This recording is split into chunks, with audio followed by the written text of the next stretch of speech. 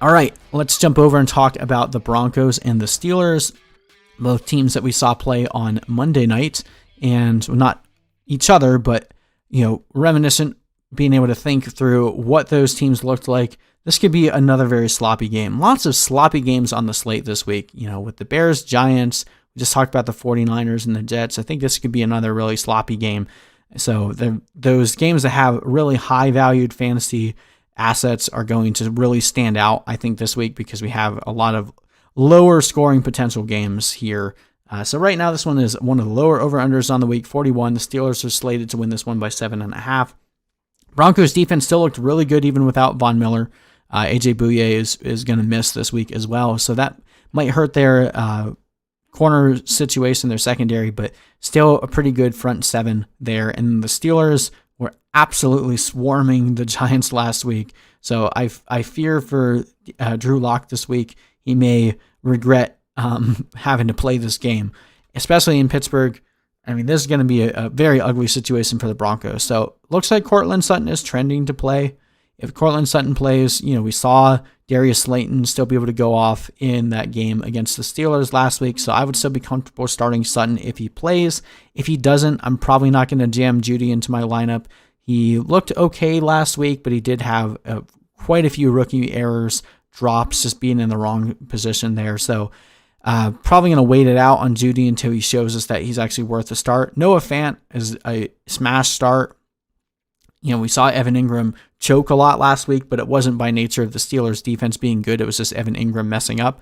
I think Noah Fant could have another really good game in this one. Now, Melvin Gordon is the interesting play here with Phillip Lindsay dealing with turf toe, likely out. I'm not even projecting him to be questionable. I think he's just out.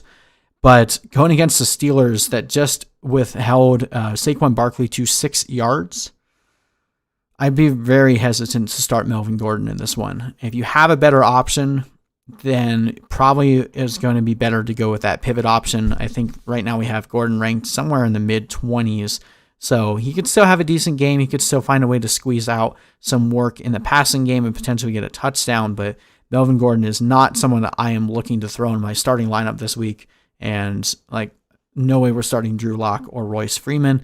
On the Steelers side, I really like the passing options here, especially with Bouye out.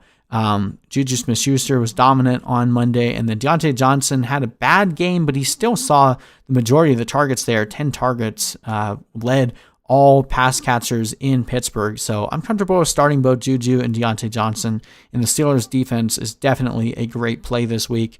Ben Roethlisberger could be a good play as well, although I'm just expecting this to be, like I said, a sloppier game where there's probably a few turnovers on the Steelers' behalf, and we're expecting lower scoring overall, so probably wouldn't be throwing Roethlisberger back out there. And then the Connor Snell situation. So as it stands right now, we have really no news as to whether Connor is going to play.